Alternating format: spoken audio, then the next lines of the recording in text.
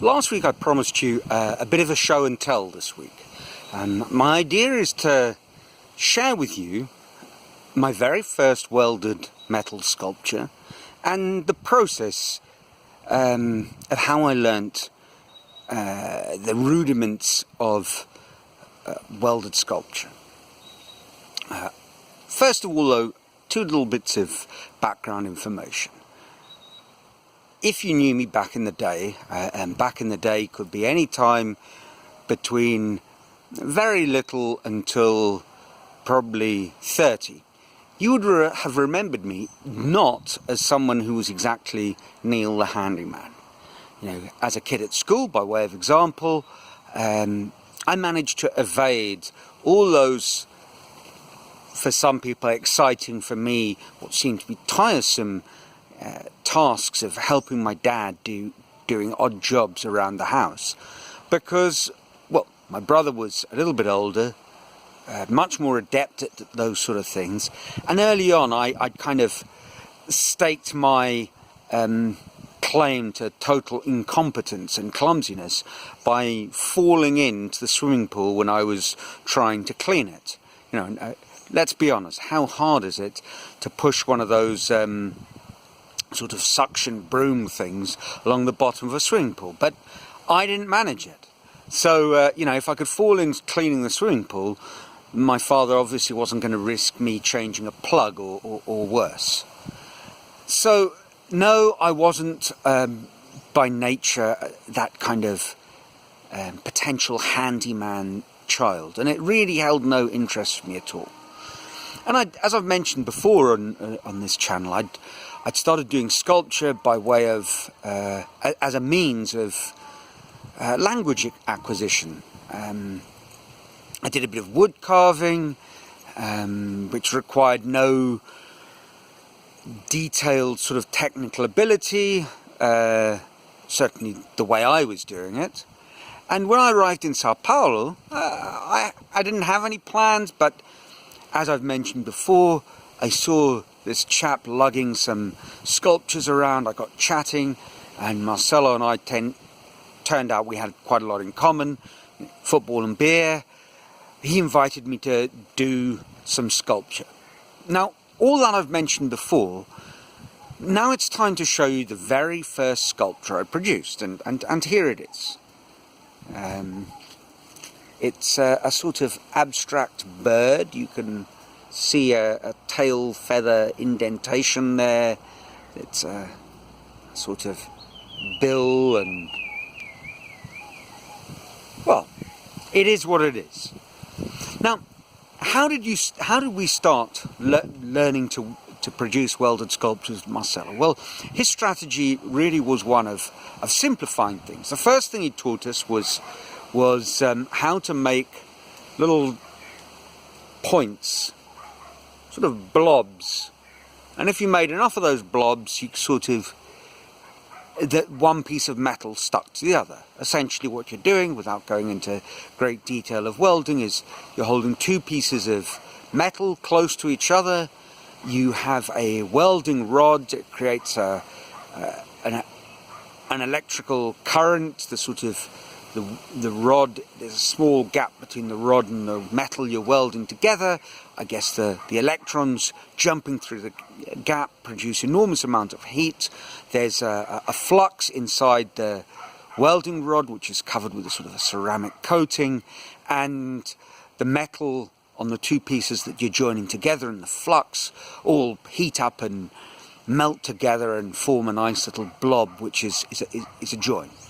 And the second technique he teaches was basically, for those of you who are keen on a bit of geometry, a line is just an infinite number of dots, so you kind of drag your welding rod along and it forms a line joining two pieces of metal.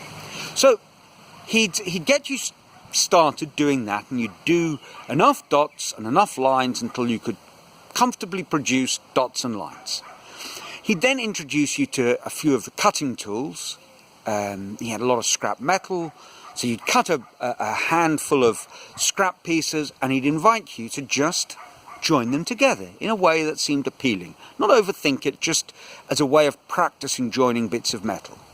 And so this was my first idea, and as I started putting it together, I sort of saw a head and a concept of sort of feathers and a beak, and I mean, it is very abstract. It obviously doesn't look like a bird, but I called it a bird, and that was my first sculpture. Now, I think that whole process is a beautiful illustration of the way to really learn a lot of different skills. I'm not going to say everything can be learned in this way, but at the core of what we're doing are, I think, some very valuable lessons.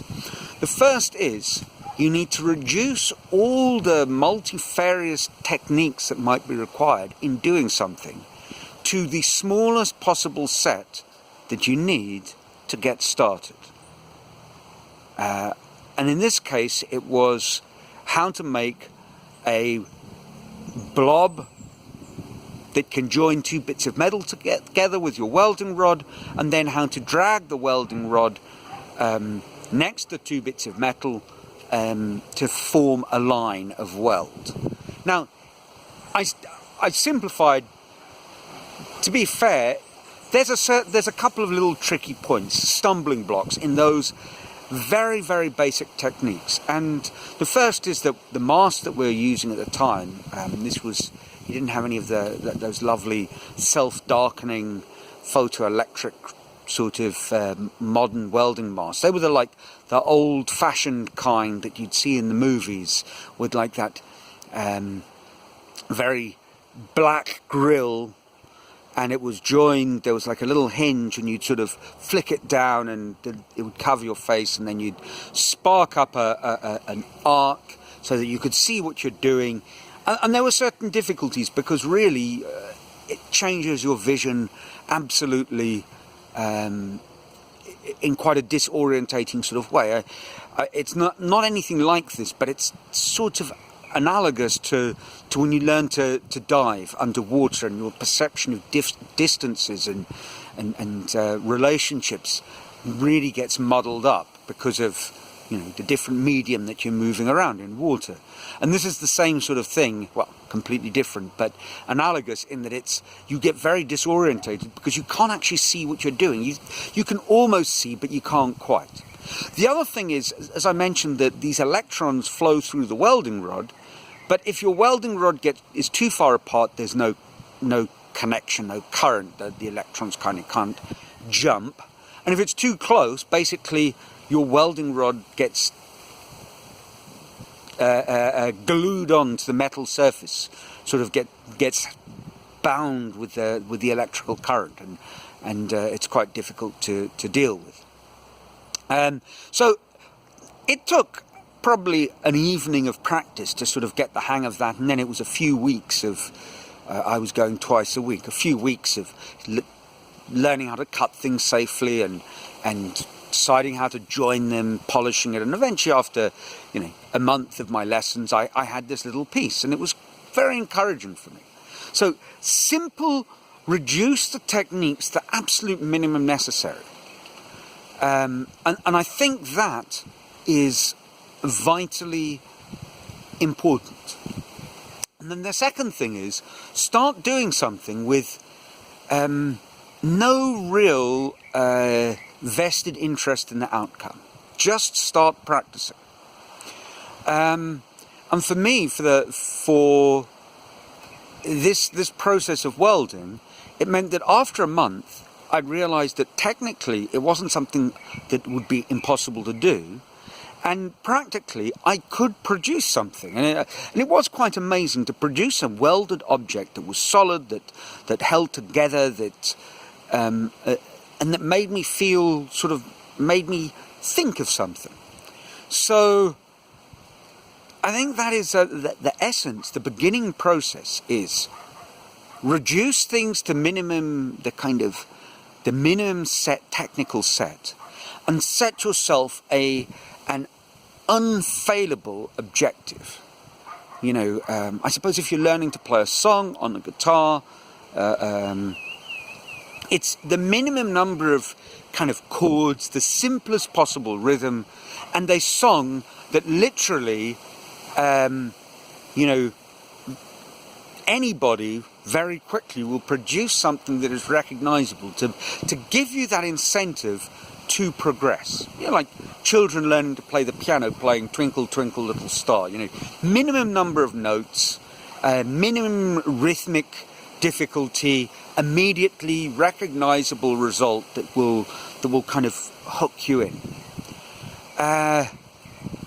So I think that's an interesting practical starting point. You know, talking about languages the last few weeks, it's that minimum set of words to get out there, to go and buy a loaf of bread, to, you know, in my case, if I think of the accomplishing the maximum with the minimum, my holiday in Prague, which was one stuffed with a plethora of entertaining tales, but at a certain evening I found myself in an underground alternative rock club, and I put my check to good use. It was a couple of words: Jedna pivo prosím, one beer please, děkuju, something like that, I think it was, thank you.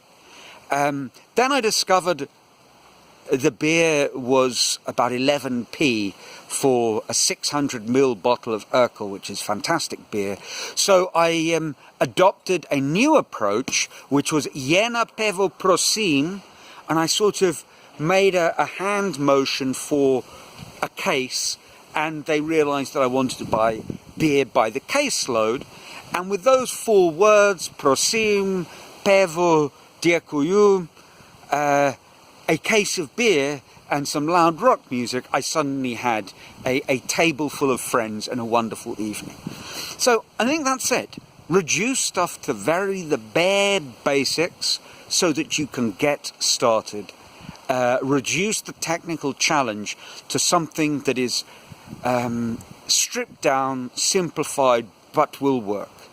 I guess that's my how to learn anything lesson number 1 starting point. Let me know what you think. When doesn't this work? When has it worked for you? I'd love to hear, but until next week, it's ciao from a sunny Brazil.